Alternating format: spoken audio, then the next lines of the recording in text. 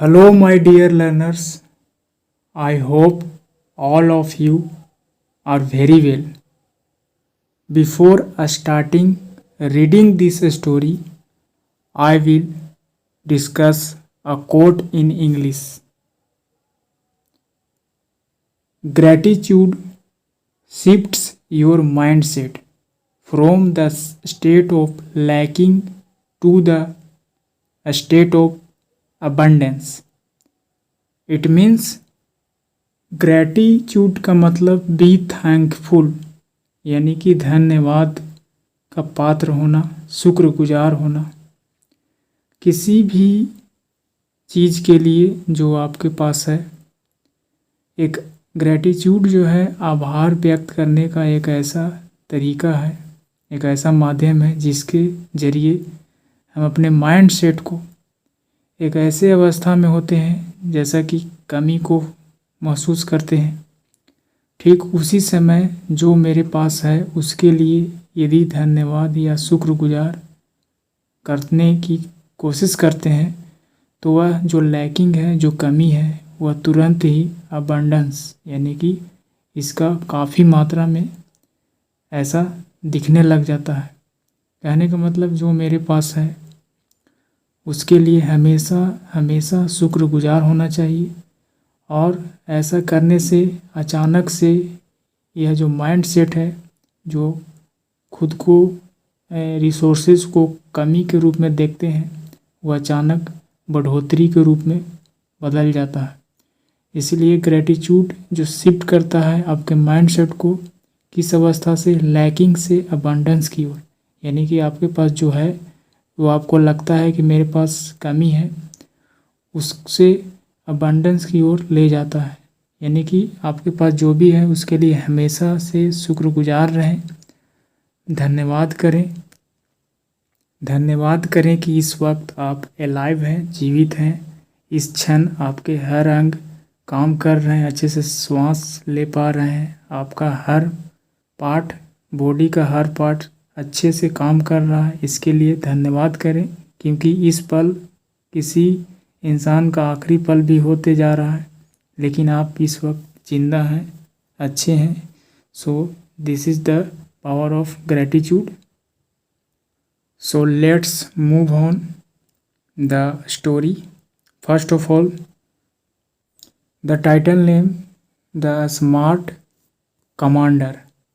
It means एक चतुर, clever, एक अच्छा सेनापति, एक अच्छे अप्रोच के साथ, अच्छे माइंड सेट के साथ काम को पूरा करने वाला व्यक्ति।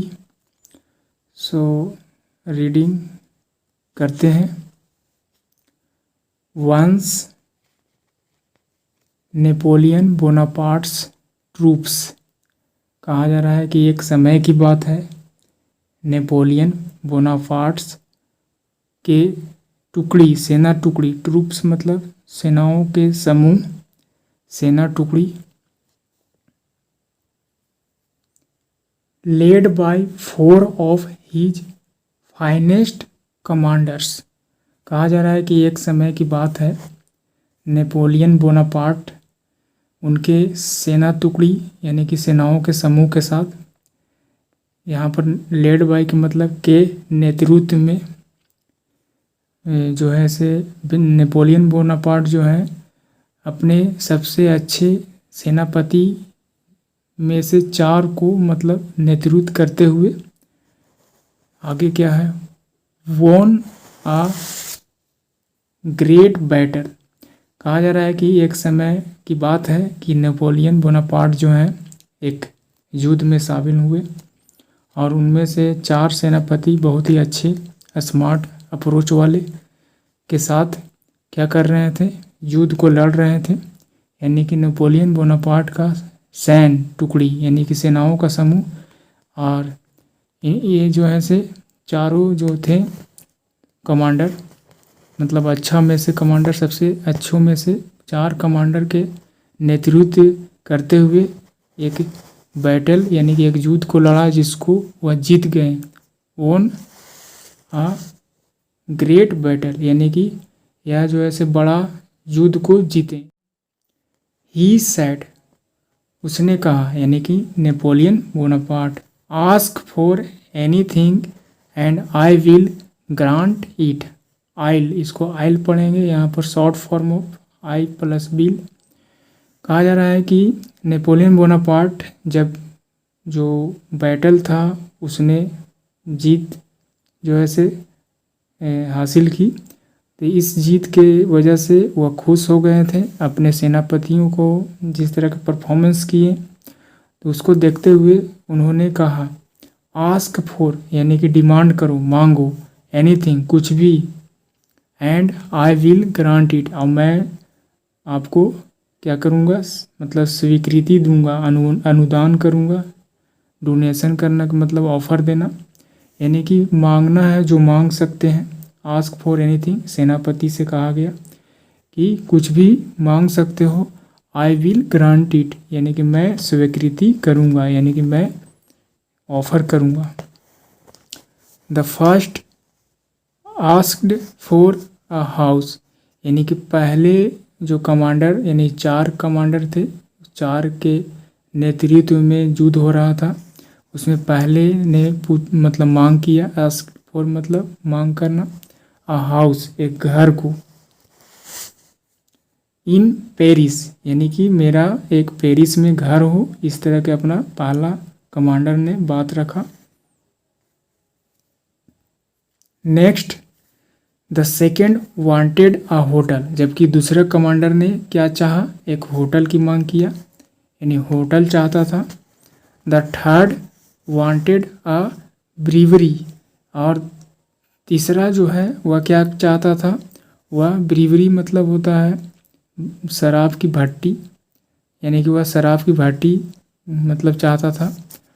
फाइनली, यानी कि आखिरकार अंत में, द फोर्थ, यानी कि चौथा जो कमांडर था सेनापति, asked for a fourth night's leave, यानी कि चौथा जो सेनापति है वह क्या मांग किया, वह 15 दिनों की छुट्टी। फोर्थ नाइट मतलब पखवाड़ा, यानी 15 दिन, यानी कि 2 वीक्स कह सकते हैं, यानी कि 14 दिन की छुट्टी ऐसा कहा जा सकता है। सो 15 दिन की छुट्टी को मांग किया। The other 3 commanders were surprised, यानी कि अन्य जो 3 कमांडर थे इस चौथे कमांडर के इस तरह की जो मांग किया छुट्टी को लेकर, तो वह सरप्राइज थे। लेटर, बाद में, they asked why did you ask for so little, वो तीनों ने बाद में उससे पूछा कि आपने, यानी कि तुमने जो है इतना छोटी सी चीज़ क्यों मांगा, यानी कि छुट्टी को लेकर हमने तो होटल मांगा, घर मांगा, एक शराब की भट्टी की मांग की, लेकिन तुमने तो एक छोटी सी चीज़ का जो ऐसे क्यों मांग किया, यानी कि क्यों तुमने डिमांड की एक छोटी सी चीज़, तुझ। द फोर्थ कमांडर रिप्लाइड, यानी कि चौथे जो सेनापति था उसने जवाब दिया, उत्तर दिया, यू ऑल, यानी कि तुम सभी, आस्क्ड फॉर अ लॉट, यानी कि तुमने सभी, तुम तीनों ने क्या किया, बहुत मतलब मांगा, अ लॉट यानी बहुत बड़ा चीज़ मांगा। But you must remember that the emperor is a busy man, लेकिन तुमको अवश्य याद रखना चाहिए कि द एम्परर यानी सम्राट, यानी नेपोलियन बोनापार्ट के बारे में बात हो रही है। Emperor is a busy man, जो कि बहुत ही व्यस्त इंसान है। ही विल ऑर्डर, यानी कि वह आदेश देंगे। हिज सेक्रेटरी, यानी कि वह अपने सचिव को आदेश देंगे। टू फुलफिल द प्रोमिसेस, यानी कि तुमने जो वादाएं, यानी कि तुमने जो ऑफर किया, जो मांगा, उन प्रोमिसों यानी कि उन वादाओं को किसके जरिए किनको आदेश देंगे, कुछ सेक्रेटरी को देंगे, और कि इन लोगों की प्रोमिस को पूरा किया जाए। और उसके बाद क्या कहा जा रहा है, his secretary will pass the order is his assistant, और इस तरह से उसका जो सचिव है नेपोलियन बोनापार्ट के, वह किसको पास कर देंगे, यानी कि वह ऑर्डर सेक्रेटरी को देंगे और सेक्रेटरी जो है इस प्रपोजल को, इस प्रोमिस को किसको दे देगा, will pass the order his assistance, यानी कि सचिव भी अपने सहायक को क्या कर सकता है, इस प्रोमिसेस को दे देगा। 10 इस प्रकार the emperors order will go down from subordinate to subordinate and finally it will get lost। तो इस प्रकार क्या होगा, इस प्रकार जो सम्राट के जो आदेश है वह क्या होता जाएगा, फिसलते चला जाएगा यहाँ से वहाँ, यानी एक अधिकारी से दूसरे अधिकारी चलते जाएगा और फाइनली अंततः क्या हो जाएगा, यह खो सकते हो, मतलब जो भी तुमने डिमांड किया अंततः यह गेट लॉस्ट हो जाएगा। गेट लॉस्ट का मतलब ऐसे दफ़ा हो जाना और खो जाना, यानी इस तरह से तुम लोग के जो प्रोमिसेस है क्या हो जाएगा, दब जाएगा, खो जाएगा। इस तरह का सेंस कह सकते हैं। You should have asked for something that the emperor could give immediately like I deed. उसने चौथे वाले जो कमांडर है उन लोगों को क्या कहा, यानी उन लोगों को क्या सुझाव दिया कि तुम्हें क्या मांगना चाहिए था, कुछ और मांगना चाहिए।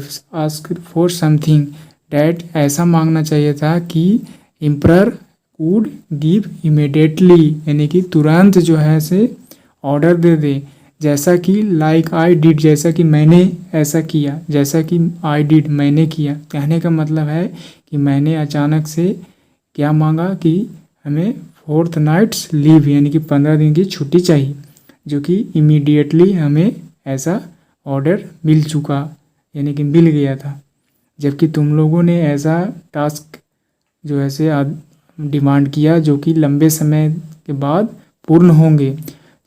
इस तरह से मैंने उसका कहने का मतलब था कि जिस तरह से मैंने किया इमीडिएटली हमें तुरंत रिप्लाइड मिल गया और तुरंत से हमारा जो हमारा मांग था पूरा हो गया। इस तरह से तुम्हें भी मांगना चाहिए था।